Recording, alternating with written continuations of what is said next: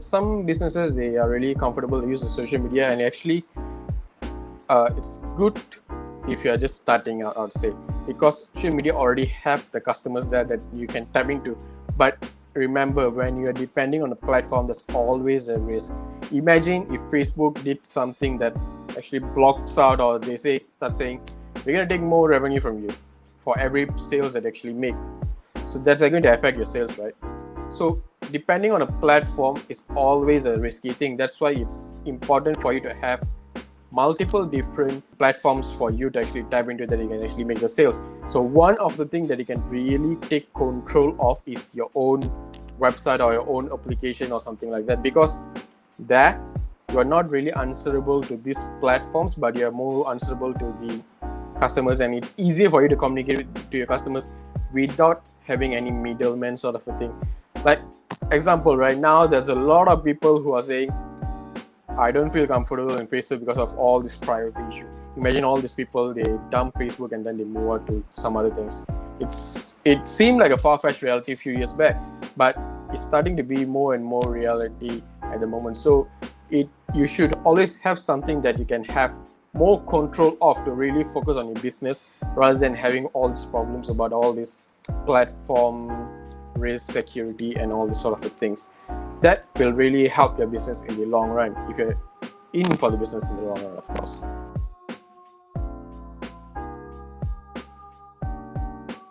Alright, so another platform that you can actually use to sell the products is the marketplace. Shopee, Lazada, Presto Mall. Previously it was Land Street. And it's also the same things about selling in social media. You also need to be aware of the risks, potential risks that can happen in these marketplaces, and then you need to be able to plan ahead. And then also, if you have something that you can have more control of, it's always better, like in a website.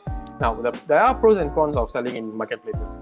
For example, if you're just starting up, marketplaces are actually easy to start up. You send your documents and you have a product. It's easy to set up and sell. Now, you need to remember, people go to Shopee and Lazada, they are always looking for discount, they're always looking for cheap, you're always trying to compare the prices and stuff like that. Because I'm not really attached to any of these products or the companies. I'm attached more like I'm the customer of the marketplace rather than the customer of these companies. Because you can't really take out the sales outside of the platform. People might think you're a scammer as well. So these are all these risks. And if you're really going to compete, always going to keep on competing with the price. You have to slash your price to compete with these people, those people. Long run, it's going to affect your profit, your revenue as well. So what if you can sell in the marketplaces and then really connect all these things to your website as well, so that you can really target all these people to buy from you. You don't have to sync all these accounting data and stuff like that. That will be much better for your business. It will reduce your operation cost. It will take up your time. It will free up your time that you can use to grow your business, rather than worrying about all these other issues.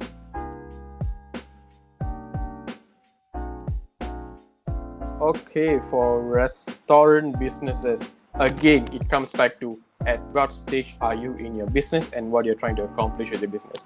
Now, if you're just starting up, if you have a small shop, stall, you don't have much business, people don't really know you, Panda, Grabfood, they're already there. The customers are already there.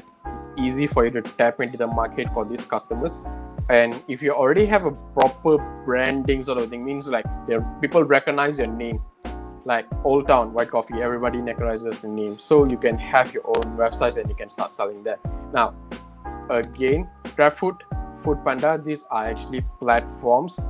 So they have they have a lot of pages of agreement. So you need to be aware of what you're signing into, and you also need to be aware of the merchant fees they take in. Means like every transaction that you actually earn from their app, they're going to take a certain percentage out of it.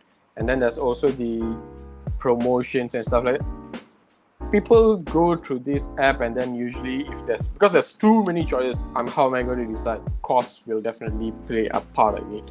So I need to be able to offer more discount to attract more customers. So it's sort of like a pros and cons stuff as well. So you really need to see whether you can acquire customers by yourself, and whether you're going to really have a proper ROI on your websites, or it's at this moment, Grabfood and Panda is the choice that you need to go with. Again, it doesn't really hurt to have both, but you need to decide which one you want to really put your money into the marketing and stuff like that as well.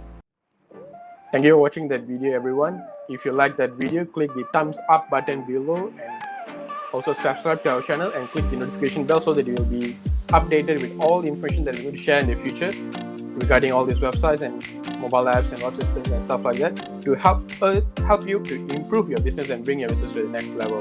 And if you have any questions, feel free to ask the questions below in the comments there.